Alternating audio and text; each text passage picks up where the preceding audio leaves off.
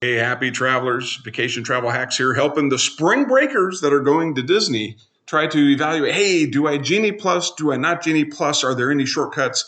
We have some shortcuts based off of some analytics. Maybe they'll save you some money. Maybe it's something you want to play around with. We're going to look at the Tower of Terror wait times in half-hour increments to see if we can win without getting Genie Plus. And winning at the Tower of Terror means spending about an hour or less.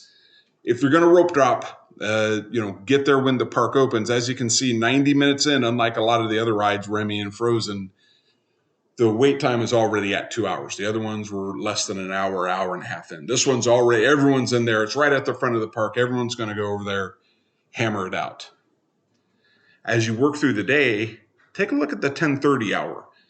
On some rides, we see that after the deluge of people go and rope drop, they inflate the time so much that it goes down to 70 minutes right around the time of 10 o'clock because nobody wants to go stand in line for 2 hours, so they avoid it and go further into the park to Toy Story Land or Star Wars Land.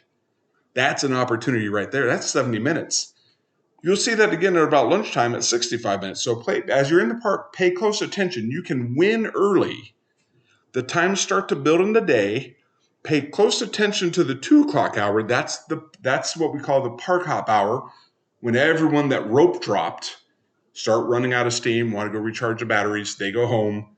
Also, there's no nighttime show at Hollywood Studios, so it's natural for people to flow to the exit of the park if they want to see fireworks.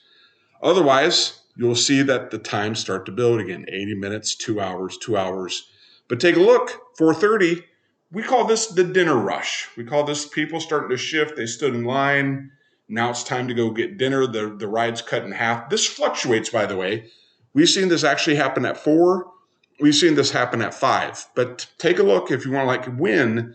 Pay close attention. If you see a drop below, 90, that's the people leaving the line and heading out. Otherwise, it's going to go back up to about an hour and a half. And unlike many of the other rides, there was no closing the shop drop because of Fantasmic. Everyone's going into the Fantasmic. There's 2 shows. There's the early one, and when they get out, they head on over to Tower of Terror. Why? Because it's right there. At the 9 o'clock, if you go in at 9 o'clock, you're not competing with the Fast Pass or the Genie Plus people.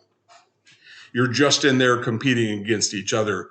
That's why the times go down to under an hour to close it up. So you have some options. Rope drop, but it just builds and builds and builds so heavily. So be early, don't be late, and then ride the tidal wave. Back on the back side of that initial rope drop. Pay close attention to the park hopping people, the dinner people, and then the last ride of the day, maybe after Slinky Dog or Toy Story Mania, just hop in line and ride it out and call it a day. And that is how you beat the Twilight of Terror without getting Genie Plus. Hope that helps. See you in the next video.